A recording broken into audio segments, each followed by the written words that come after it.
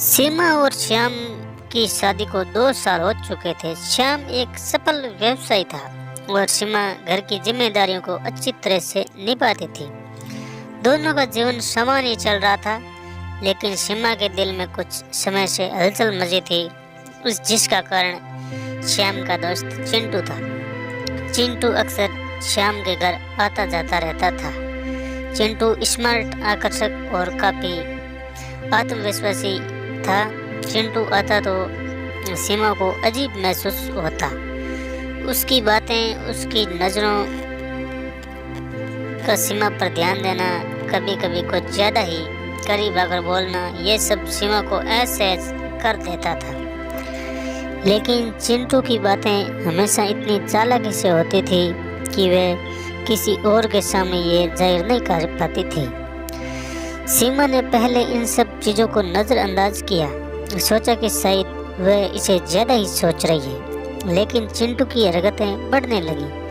वह मजाक में भी सीमा के नज़दीक आ जाता था, कभी सीमा की तारीफ करता था। सीमा के लिए यह बहुत उलझन भरा था। एक तरफ सीमा श्याम से बहुत प्यार करती थी और उसकी इज्जत करती थी, दूसरी ओर चिंटू की हरकतें उसे परेशान करती थी।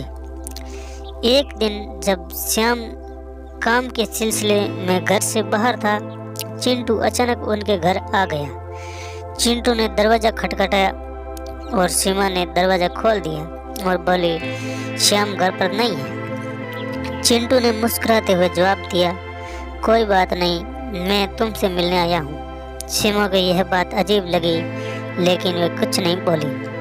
चिंटू घर के अंदर आया और बैठते हुए बोला, सीमा तुम बहुत खूबसूरत लग रही हो।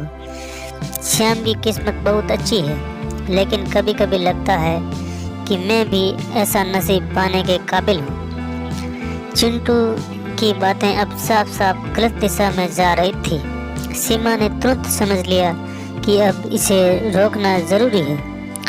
सीमा ने कहा, चिंटू ये बातें मुझे बिल्कुल भी अच्छी नहीं लग रही है। तुम श्याम के दोस्त हो और तुम्हारे इस बर्ताव का मेरे और श्याम के लिए अच्छा नहीं है। चिंटू हंसते हुए बोला, अरे सीमा, मैं तो मजाक कर रहा हूँ। तुम जानती हो कि तुम भी मुझसे आकर्षित, और क्यों न हम दोनों इस रिश्ते को और आगे बढ़ाएं।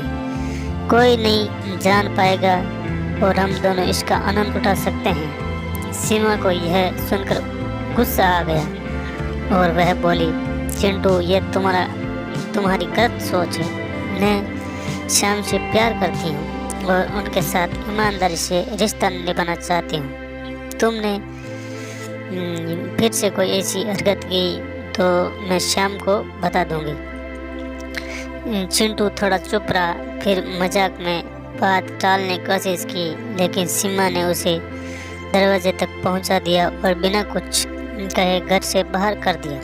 उस रात सीमा ने श्याम से कुछ नहीं कहा और दूसरे दिन सीमा ने सारा घटनाक्रम श्याम को बताया तो श्याम रोते हुए सीमा को गले लगा लिया तथा अपने दोस्त चिंटू से नहीं मिलने का वादा किया। दोस्तों, इस कहानी से हमें यही शिक्षा मिलती है कि कभी भी अपनों के साथ धोखा नहीं करना चाहिए।